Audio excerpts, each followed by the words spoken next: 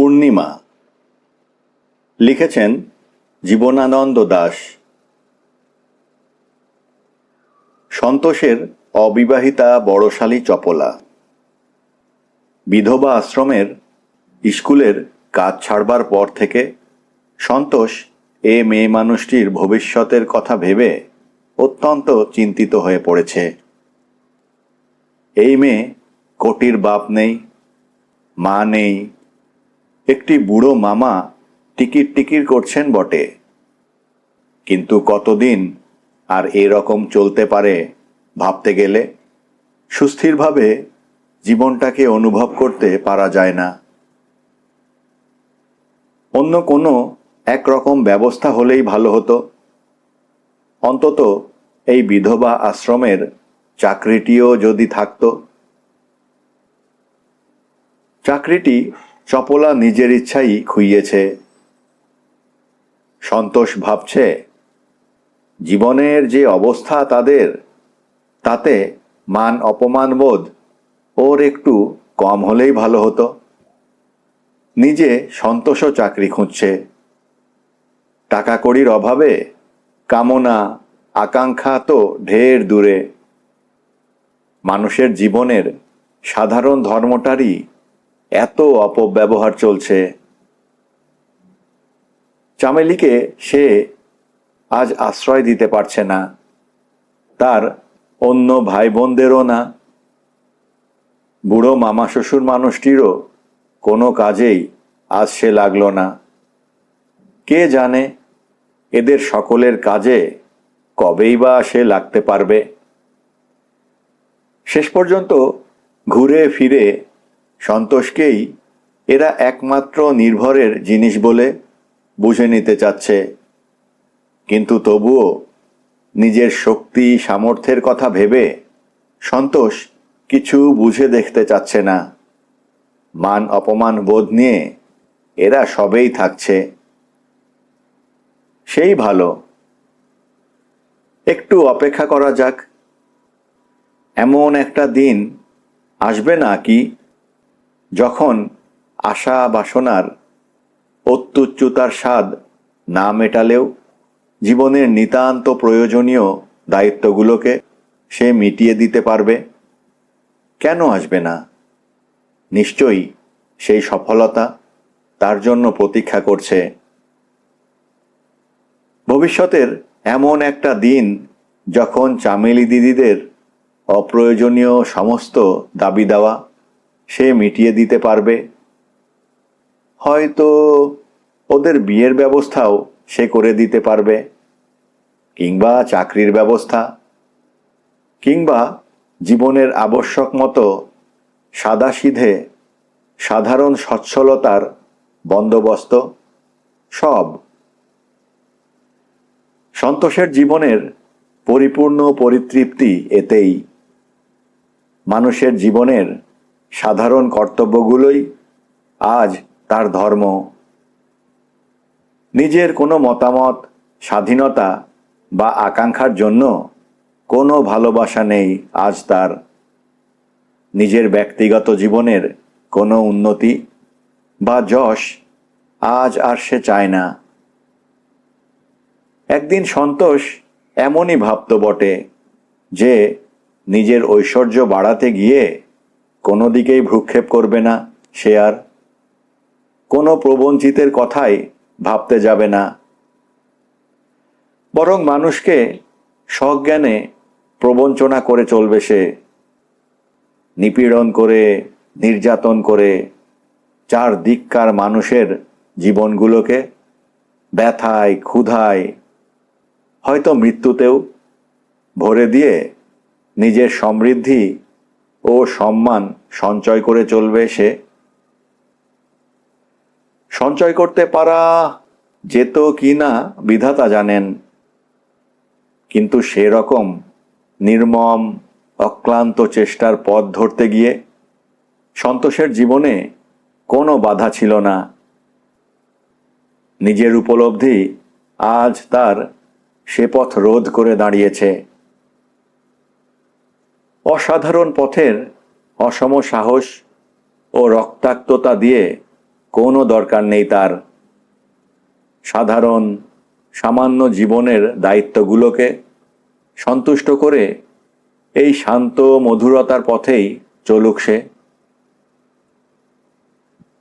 পৃথিবীর আদর অভ্যর্থনার কোলাহলময় দারুণ রুদ্র জীবন না হয় একেবারেই চাপা পড়ে রইল। তা হোক, সামান্য মানুষের কর্তব্যগুলোকে পালন করে সহজ দাবি দাওয়াগুলোর ভিতর দিয়ে জীবনটাকে নিভৃতভাবে চালিয়ে জীবনে স্নিগ্ধতা চাচ্ছে সন্তোষ। এরই জন্য প্রাণপণে চেষ্টা করে চলেছে সে। সন্তোষের স্ত্রী পূর্ণিমাও স্বামীকে ভরসা দিচ্ছে। চাকরি বাকরি, টাকা কড়ি, সচ্ছলতা শিগগিরই হবে তাদের। তারপর দিদিকে, ছোট বোন টুক্কুকে আর মামাকে পূর্ণিমা নিজের কাছে এনে রাখবে।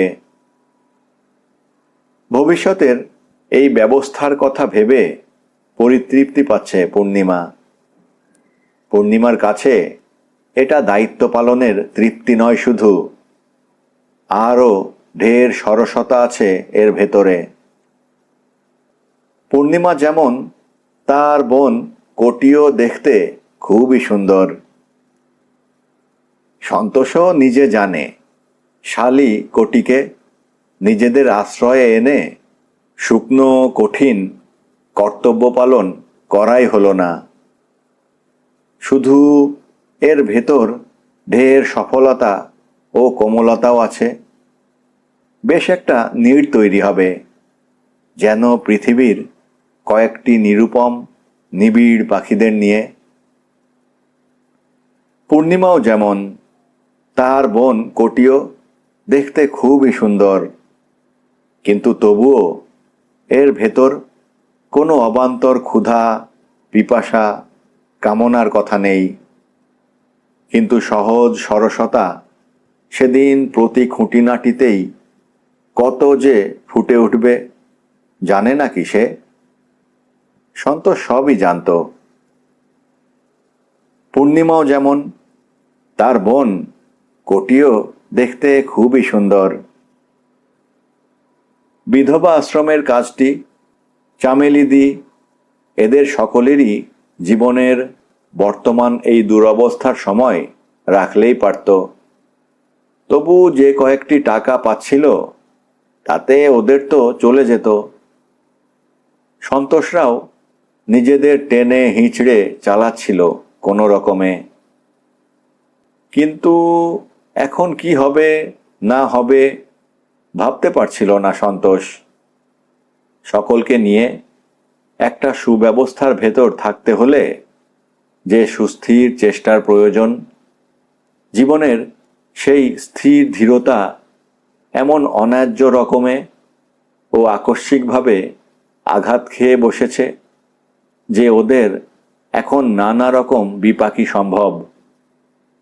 বিশেষত ওদের রূপ চারিদিকে যে রকম লোলুপতা জাগিয়ে চলে, এবং নিজেদের দুজনের তখন দুশ্চিন্তার আর শেষ থাকবে না।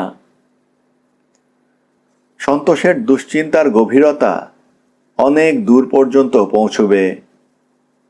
সন্তোষ খবরের কাগজের বিশেষ কলমগুলো দেখে যাচ্ছিল। পূর্ণিমা বলল, চিঠি আছে। কার? মামার। চিঠি পড়তে পড়তে পূর্ণিমা হঠাৎ অত্যন্ত উৎফুল্ল হয়ে উঠে বলল, সুখবর আছে। কাগজের ওপর থেকে উঁকি মেরে সন্তোষ বলল, কি রকম? ভেবে দেখো তো কি? পূর্ণিমার সুখবরের জন্য তেমন কিছু কৌতূহল না থাকলেও সন্তোষ একটু বুঝি আগ্রহ দেখাতে চেষ্টা করেছে। বেচারি আঘাত পাবে না হলে। পূর্ণিমা বলল, কই, বলতে তো পারলে না। সন্তোষ কাগজের এক শীট তুলে নিয়ে বলল, দাঁড়াও না, আগে বলো, সুখবর কার? আমাদের না অন্য কারো? ধেত্তেরি তার। পূর্ণিমা ভ্রুকুটি করে হেসে উঠে বলল, তোমার মুন্ডু, দিদির বিয়ে হচ্ছে। বিয়ে? চামেলিদির? বিশ্বাস হচ্ছে না বুঝি? সন্তোষ প্রথম ধাক্কাটা একটু সামলে নিয়ে বলল, সুন্দরী মানুষদের বিয়ে না হওয়াটাই তো রহস্যের জিনিস। একটু থেমে বলল, আমি এতদিন ভাবছিলাম যে দিদি হয়তো সংকল্পই করেছেন যে বিয়ে করবেন না, নইলে অমন রূপসীর জন্য পাত্রের অভাব ছিল কি? পূর্ণিমা শুরু করল, টুক্কু কিছু রূপসী নয়, আমি নই। লোকে বলে দিদিরই বরং আমাদের চেয়ে রূপ কম। কথাটা সত্যি বটে, পূর্ণিমা বলল, কিন্তু আমরা গরিব বলে। সন্তোষ বলল, তা ঠিক। তোমার মতো সুন্দরী যদি বড় লোকের ঘরে হতো, তাহলে বিয়ে তো বিয়ে, তোমাকে চোখ তুলে তাকিয়ে দেখবার অধিকারও হয়তো আমার থাকতো না। হাসছিল সন্তোষ। পূর্ণিমা হয়তো একটু আঘাত পেয়ে নিজের জীবনের অন্যরকম একটা সম্ভাবনার কথা ভাবছিল। তা সে ভাবতে পারে। এত রূপ লাবণ্য, সুস্থতা, সামর্থ্য নিয়ে কি পুরস্কার পেল সে? দিনের পর দিন একটু সামান্য সচ্ছলতার তৃপ্তির জন্য কত যে দুর্ভাবনা ভুগতে হয় তাকে।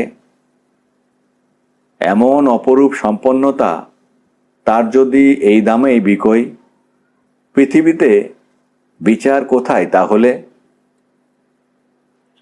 এইসব সন্দেহ ব্যথায় পূর্ণিমা এখন কষ্ট পাচ্ছে কি না জানে না সন্তোষ।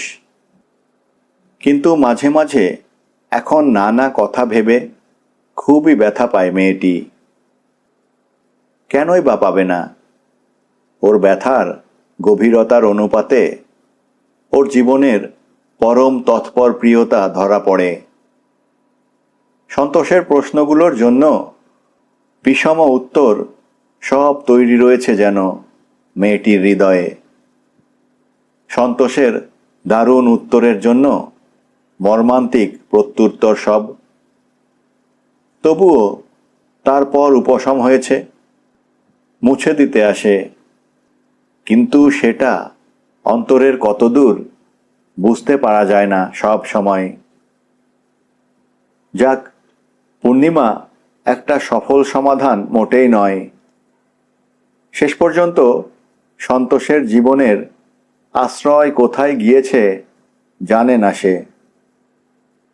পুরুষ মানুষ যদি হতাম, চাকরির জন্য নর্থ পোলে যেতে হলেও আমি সেটা ভাগ্যই মনে করতাম, পূর্ণিমা বলল। দিদির খুব বড় লোকের সঙ্গে বিয়ে হচ্ছে।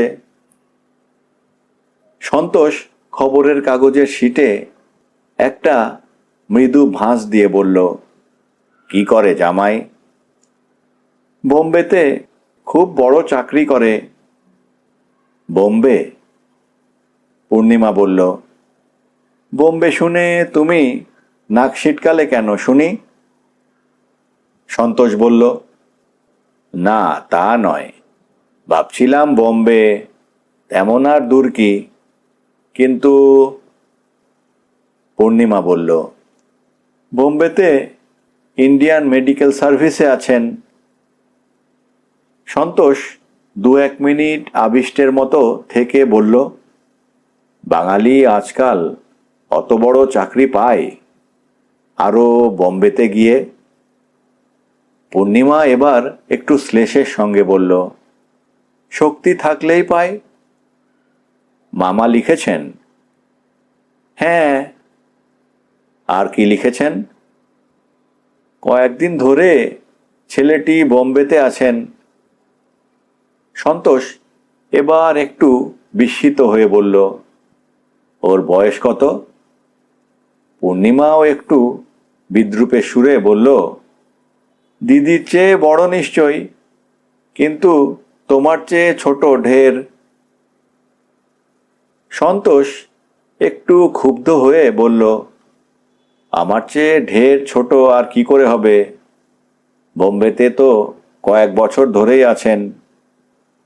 ইন্ডিয়ান মেডিকেল সার্ভিসে নতুন লোক শিগগির নেওয়া হয়েছে বলে মনে হয় না।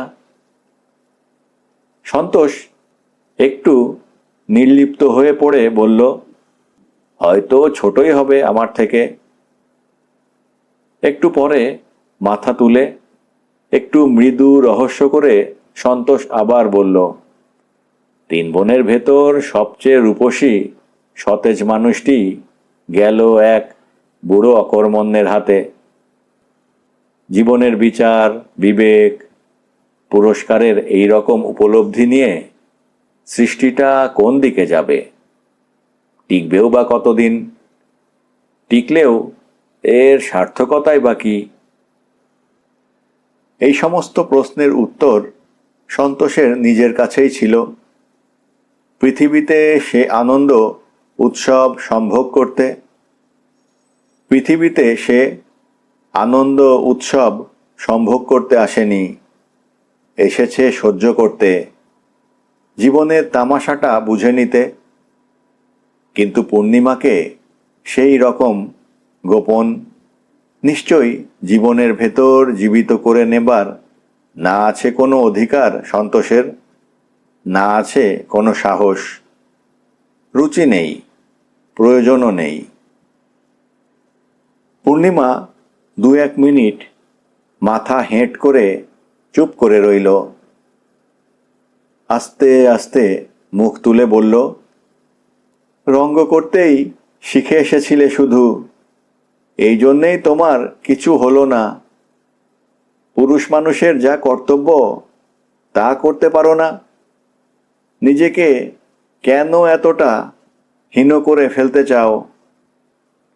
কিন্তু পূর্ণিমা নিজের বিবাহিত জীবনের সঙ্গে গভীর সংলগ্ন একটা দুঃখকে চাপবার জন্যই বড় বড় সাহসের কথাগুলো বেড়ে যাচ্ছে শুধু।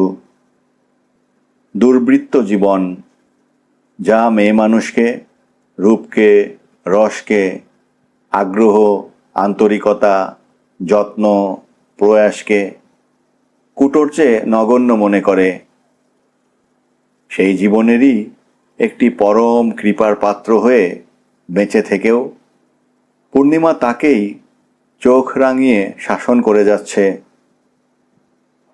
প্রবল দুর্দান্ত জীবন তামাশা বোধ করে গোপনে হেসে চলেছে যে, পূর্ণিমা যদি কোনোদিন তা দেখত। পূর্ণিমা একটু আশ্বস্ত হয়ে বলল, বাপ মা নেই আমাদের, আমরা অকুলে ভাসছিলাম, ভেবেই পেতাম না দিদির কি হবে। ওর যে এমন সুন্দর একটা ব্যবস্থা হয়ে গেল, এতে আমাদের সকলেরই মঙ্গল হবে। পূর্ণিমা তার নিজের ভাগ্যকে দিদির ভাগ্যের সঙ্গে তুলনা করে এতক্ষণ ব্যথা পেয়ে এ জিনিসটার উপশমের দিকটা খুঁজে বের করে তৃপ্তি পাচ্ছে। জীবনের অন্ধকারের দিকে বেশিক্ষণ তাকিয়ে থাকবার মতো সহ্য শক্তি, সহিষ্ণুতা বা তামাশাবোধ নেই পূর্ণিমার। এ উজ্জ্বল পথের যাত্রী, ওর দিদির চেয়েও ঢের বেশি করে। কিন্তু একটা তীক্ষ্ণ কর্কশ সমুদ্রের মতো হতাশার অমাবস্যা যে ওর চারিদিকে, ওর ভেতর থেকে ও কি দিয়ে যে কি করবে ভাবতে পারছে না সন্তোষ। পূর্ণিমা বলল, জামাইবাবুর জন্য টুকরো দেখো, একটা ভালো বিয়ে হবে, কি বলো? সন্তোষ কি বলবে বুঝে উঠতে পারছিল না। পূর্ণিমা বলল, আমার রবিনেরও পড়াশুনোর সুবিধে হবে। টিউশনি পাচ্ছিল না, দিদিও চাকরি ছেড়ে দিয়েছিল। টাকার জন্য ওর বিয়ে পড়া হতো না বোধহয় আর। কিন্তু এখন? পূর্ণিমা হঠাৎ উৎফুল্ল হয়ে উঠে বলল, এখন তো জামাইবাবুই ওকে পড়াতে পারবেন, অত বড় চাকরিওয়ালা, চাকরিও দিতে পারবেন। হয়তো বিলেত ঘুরিয়েই আনলে, কি বলো? অসম্ভব কি কিছু? সন্তোষ ঘাড় নেড়ে বলল, না। এমন তো কত জায়গায় হচ্ছে, হচ্ছে না? সন্তোষ বলল, হচ্ছে বই কি। পূর্ণিমা অত্যন্ত প্রসন্ন হয়ে বলল, সুখের মুখ এইবার দেখলাম আমরা। এতদিন আমরা ভাই বোন মিলে কষ্টই পেয়ে আসছিলাম। সন্তোষ পূর্ণিমাকে আশ্বাস দিয়ে বলল, তোমারও সুখ, সুখ বই কি, ওদের সুখে তোমারও সুখ। অনুভূতির এই সুখটুকু, এছাড়া ব্যক্তিগত কোনো সুখ, সম্পদ, আশ্রয় তার দিদির এই বিবাহের থেকে পূর্ণিমা আর কি আহরণ করতে পারবে? আহরণের উচ্ছিষ্ট যদিও বা কিছু থেকে থাকে টুক্কু রবিনের জন্য, সন্তোষকে গ্রহণ করে পূর্ণিমার সে সব সুযোগ চলে গিয়েছে। কিন্তু পরের সুখেও তেমনভাবে গ্রহণ করে নিলে সুখী হতে পারা যায়। আর এরা তো তোমার ভাই বোন পূর্ণিমা। পূর্ণিমা বলল, আমারও এতদিন পর একটা নিস্তার। মামার জন্য আমাদের বড্ড ভাবনা ছিল। কিছুক্ষণ চুপ করে থেকে পূর্ণিমা বলল, কিন্তু এই সমস্ত যদি তোমাকে দিয়ে হতো। 1 মিনিট চুপ। পূর্ণিমা ব্যথায় জড়িয়ে বলল, কিন্তু যা হবার নয় তা হয় না। নইলে 2-3 বছরের ভেতর তুমি তেমন একটা চাকরি খুঁজে পেলে না। অনুপযুক্ত হলে আর এক কথা ছিল, কিন্তু তাও তো না। পূর্ণিমা তেমনি কষ্টের সঙ্গে বলল, কিন্তু দিনের পর যত দিন যায় মনে হয় তুমি কি উপযুক্ত। সন্তোষ শুনছিল। পূর্ণিমা বলল, অন্তত জামাইবাবুর কাছে তুমি আর কে? অত বড় চাকরি। অমনি সাহেবী, সে কি সমৃদ্ধি, ঐশ্বর্য আমরা ভাবতেও পারি না। 1/2 মিনিট চুপ করে থেকে, অত শত কিছু চাইও না, থাকলই বা রূপ গুণ টুক্কুর, আমাদের মাঝারি জীবন হলেই চলে যায়। নিতান্ত অভাবে না পড়ে মরলেই হলো। আজকালকার স্বদেশীর দিনে তবে সাহেবী বা কে চায়? কিন্তু তাই বলে একটু সচ্ছলতাও কি থাকবার নয়? কতদিন আর এমন ছ্যাঁচড়ামির ভেতর দিয়ে টিকে থাকতে পারা যায়? টাকা কড়ির গর্ব চাইনে, কিন্তু মানুষের জীবনের জন্য যে স্বাধীনতাটুকুর দরকার সেই হলেই হতো। কিন্তু কিছুই তো হলো না। সন্তোষ পূর্ণিমার হাতটা ঈষৎ আবেগের সঙ্গে টেনে নিয়ে বলল, ছি, এত হতাশ হয়ে পড়তে হয় কি? তোমাকে কতবার আমি বলেছি সবই হবে, শুধু একটু প্রতীক্ষা করো। তুমি দেখছই তো পূর্ণিমা, কত রকম যত্ন করছি আমি। নিশ্চয়ই হবে, নিশ্চয়ই হবে। ছি, অত নিরাশ হয়ে পড়তে হয় না লক্ষ্মীটি। পূর্ণিমা সন্তোষের ঘাড়ে মাথা রেখে ব্যথায় অভিভূত হয়ে পড়ে বলল, আর কতদিন অপেক্ষা করব আমি? আমি যে আর পারি না। সন্তোষ আশ্বাস দিয়ে বলল, আর বেশি দিন নয়, শিগগিরই একটা কিছু হবে ভাবছি। না হয় সেই যে এজেন্সির কথাটা বলেছিলাম তোমাকে, তাই নেব। পূর্ণিমা একটু নিস্তার পেয়ে বলল, ভাবছিলাম রবিনকে পড়াবো, টুকুকে আমার কাছে এনে রাখবো। 2 বছর ধরে এই চেষ্টাই তো চলেছে, কিন্তু এখনো তো পারলাম না যে। সন্তোষ বলল, তা পারবে, পারবে। না হয় তোমার দিদি এখন দেখবেন। পূর্ণিমা আহত হয়ে বলল, সব দিক দিয়েই দিদির ভাগ্য আমার চেয়ে বেশি। ওদের মানুষ করার ভাগ্যও তারই হাতে।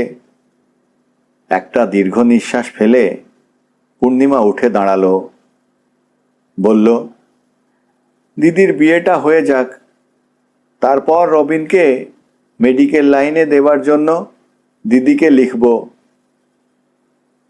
এই প্রস্তাবের উপযুক্ততা সম্বন্ধে কোনো মন্তব্য না করে সন্তোষ বলল, তা লিখো। তোমারও হয়তো কিছু সুবিধে হতে পারে। মেডিকেল লাইনে নয় অবশ্যই, কিন্তু বোম্বে টম্বের দিকে। অত বড় চাকুরি করে কি না, সে সুবিধা অসুবিধার পরিপূর্ণ বোধ সন্তোষের আছে। জীবন ঢের শিখিয়েছে তাকে, কিন্তু সেসব উদ্ঘাটন করে এই মেয়েটিকে তেমন কঠিন আঘাত দেওয়ার থেকে এর এই আশা ভরসা ও স্বপ্নের ভুলের ভেতরেই পূর্ণিমাকে রেখে দেবার প্রয়োজন বোধ করছে সন্তোষ। তারপর একদিন যখন সুদিন আসবে, এই মেয়েটিকে জীবনের নানা রকম সত্য শেখানো যাবে তখন। এইসবের জন্য অপেক্ষা করছে সন্তোষ। 4-5 দিন পর মামা শ্বশুরের চিঠি এসেছে আবার। সন্তোষ বলল, কি লিখেছেন? পূর্ণিমা বলল, তুমি কি কলকাতায় যাচ্ছ? কে, আমি? হ্যাঁ। সন্তোষ একটু স্থির থেকে বলল, যেতে তো হবেই। কতগুলো জিনিস চেষ্টা করে দেখবার আছে, তারপর কিছু না হলে সেই এজেন্সিটা। পূর্ণিমা বলল, মামা বাবু আর দিদিও কলকাতায় যাচ্ছেন। কবে? শিগগিরই। তারা আশা করেছেন তুমিও যাবে। আমি? তা যাব বই কি। পূর্ণিমা মনের ভেতর কি একটা প্রস্তাব ফেঁদে ফেলতে ফেলতে বলল, তা যেও, বেশ তাড়াতাড়ি যেও। কদিন ধরে তো যাবে যাবে বলছিলেই, আজকালই তো যেতে। মিছেমিছি বাড়িতে বসে থেকে লাভ কি? তার চেয়ে ওখানে গিয়ে জোগাড় জাগাড়ের পথও দেখা যায়। কিন্তু তাছাড়া ওদের সঙ্গেও দেখা হবে আবার। দিদির সঙ্গে দেখা সাক্ষাৎ করে আগের থেকে কথাবার্তা বলে রাখা ভালো। সন্তোষ বলল, কি কথা? নিজেই থমকে গিয়ে বলল, ও সেই। হ্যাঁ গো, হ্যাঁ, সেই চাকরি বাকরির চেষ্টায়। জামাইবাবুর এত বড় কাজ, দিদিকে দিয়ে একটা কিছু কি হবে না? পূর্ণিমার এই নিদারুণ সরলতা এই 2 বছরের ভেতর কতবার ভাঙল, গড়ল, আবার তা ভাঙছে, গড়ে উঠছে আবার। এই বিষম প্রক্রিয়ার কোনোদিনও কি শেষ হবে না আর?